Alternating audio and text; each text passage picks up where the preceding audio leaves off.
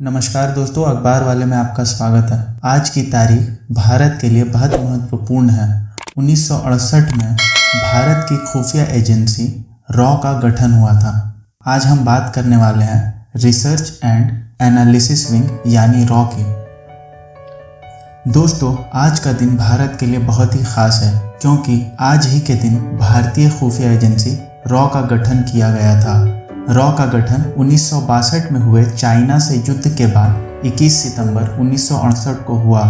आज रॉ पूरे विश्व में सबसे शक्तिशाली खुफिया एजेंसियों में से एक है।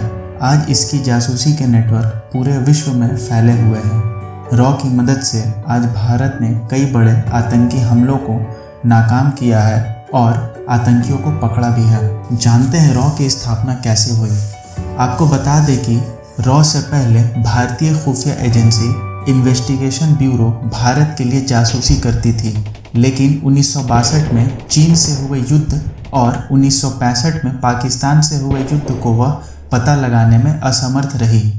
बहरहाल भारत उस समय पाकिस्तान से तो युद्ध जीत चुका था, लेकिन चाइना को हराने में पूरी तरह फेल रहा, जिसके बाद रॉ का गठन किया गया। रॉ के सबसे पहले निदेशक RN काओ को बनाया गया। इनका पूरा नाम रामेश्वर नाथ काओ है। रॉ के निदेशक के पहले RN काओ इंटेलिजेंस ब्यूरो में डिप्टी डायरेक्टर के पद पर स्थापित थे।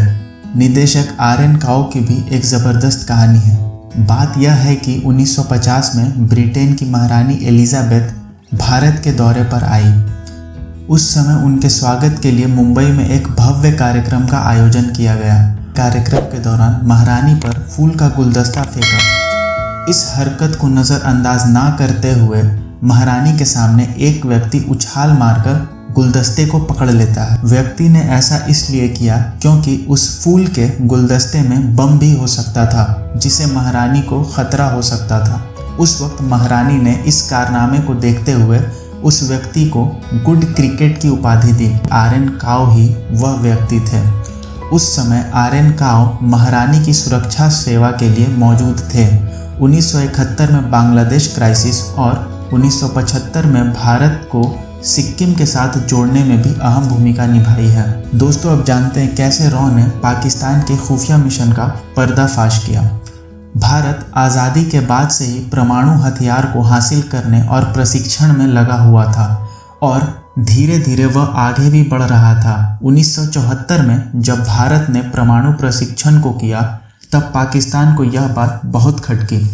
पाकिस्तान के विदेश मंत्री जुल्फिकार अली भुट्टो ने कहा कि चाहे हमको भूखा ही रहना पड़े, लेकिन हम परमाणु हथियार के तकनीक को हासिल करेंगे।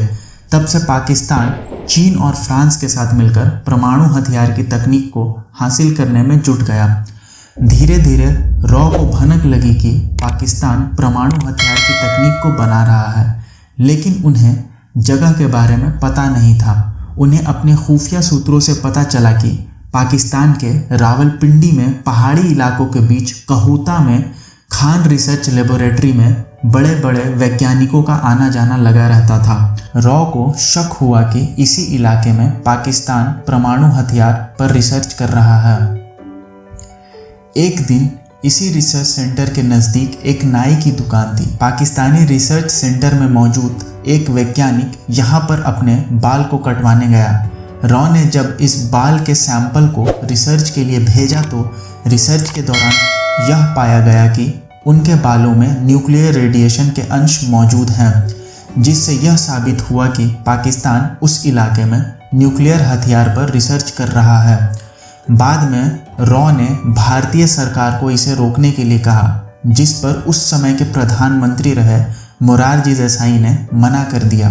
इस तरह से भारतीय खुफिया एजेंसी रॉ की 10 साल की मेहनत बेकार चली गई। लेकिन एक बार फिर सत्ता में उलटफेर हुआ और मोरारजी देसाई को अपने पद से इस्तीफा देना पड़ा, जिसके बाद इंदिरा गांधी ने दोबारा कमान संभाला। इंदिरा गांधी की मौजूदगी में रॉ को एक नई ताकत मिली।